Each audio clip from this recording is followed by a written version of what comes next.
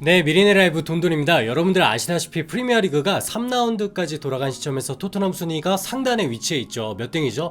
네, 4등인데 사실상 이게 골득실 차이로 나눈 거니까 2위 그룹으로 묶어서 보셔도 될 것 같습니다. 부동의 1위 후보 맨체스터 시티를 제외하고서 지금 아스날, 토트넘, 리즈, 브라이튼 상당히 잘 나가고 있어요. 아스날 진짜 잘하죠.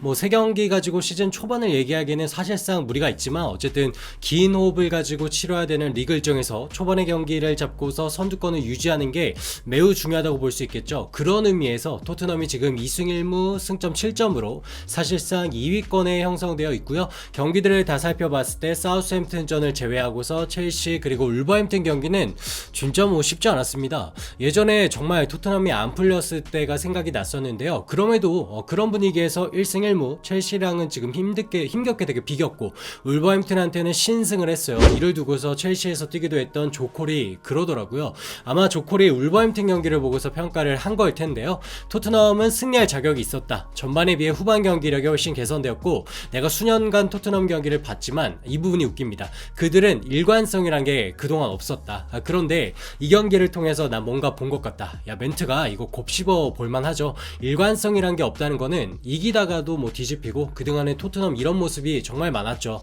무리뉴, 누누, 심지어 콘테 전반기 때도 좀 그런 모습이 보였단 말이에요. 그런데 올 시즌 개막하고 흔히 말해서 이 뒤집히지 않는 모습, 이상하게 지지 않는 그런 모습들을 보여준단 말이에요. 우리가 알던 토트넘하고는 뭔가 다릅니다. 과연 왜 그럴까요? 저는 오늘 이 얘기를 좀 해보고 싶습니다.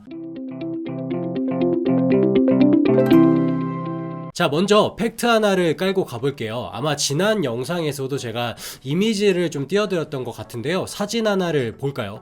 아마 지난 영상에서 가볍게 다뤘죠. 토트넘이 콘테 감독하에서 감독이 오고 난 다음에 2021년 11월 이후부터 지고 있는 상황에서 승점을 딴 순위가 2등이라고 합니다. 15점을 땄으니까 19점을 딴 리버풀 다음에 위치한 순위인데요. 그러니까 이건 지는 상황에서도 쉽게 물러서지 않는 모습, 건강한 체질의 팀 멘탈을 확인할 수 있는 데이터입니다.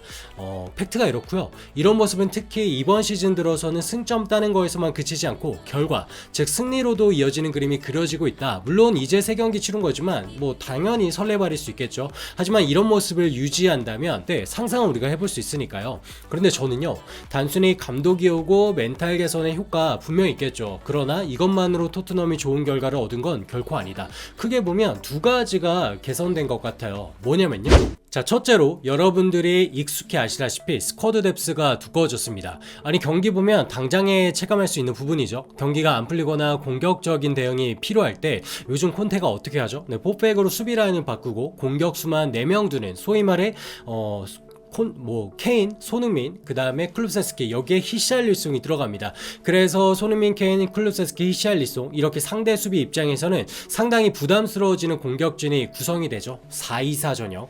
이거는요, 기존에 모우라만 있을 때하고는 확실히 느낌이 다르죠.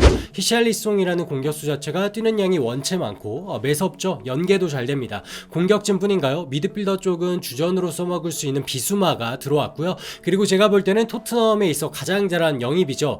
오히려 페리시치 이 영입이 정말 중요하다고 보는데, 이 선수가 확실히 크로스가 되니까 뭐 전천후로 요긴하게 써먹습니다. 그리고 그 후반에는 뭐 쌩쌩한 세세뇽도 들어올 수 있고요. 이렇게 뎁스가 두꺼워지니까 설령 전반전에 콘테 감독이 짜온 전술이 밀리더라도 후반에 플랜 B 가동이 이전에 비해 정말 원활해졌구나, 이런 부분을 정말 실감할 수 있더라고요.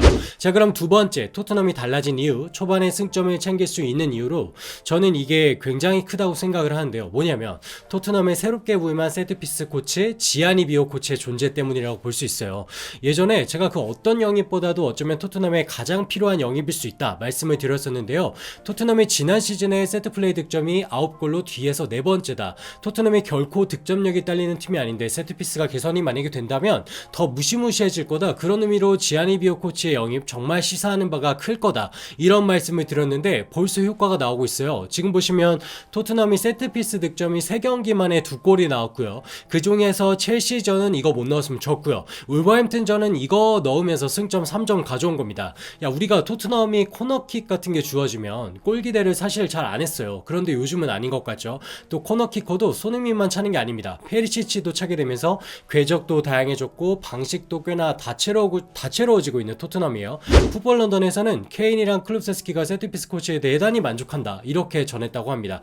케인은 이번에 세트피스로 헤더골을 계속해서 넣었으니까 그렇고, 클룹세스키는 한 수 더 뜹니다. 아예 지아니 비오 코치의 월급을 올려야 된다고 3번이나 말했다고 해요. 얼마나 효과를 봤으면 그렇게 얘기했을까. 재밌죠. 자, 이제 마무리해보죠. 토트넘이 달라지고 있다. 물론 경기력 개선은 필요하다. 다만 그 와중에도 꾸역승을 할 수 있는 이유, 콘테 감독과의 전체적인 조직력이 개선됐고, 이게 첫 번째 이유일 테고, 두 번째로는 스쿼드도 실제로 업그레이드 되었다. 그리고 주목할 게 세트피스 위력이 강해지면서 꾸역승을 하게 된 거. 어쨌든 강팀이 되기 위한 조건으로는 모두 다 필요한 부분이죠. 자, 팀은 강해지는데 손흥민 선수의 컨디션이, 이 회복도 참 절실합니다. 다음 경기가 노팅엄 포레스트와의 경기인데 손흥민 선수의 시원한 골이 제발 나오기를 기대해 보겠습니다. 그럼 여러분 안녕.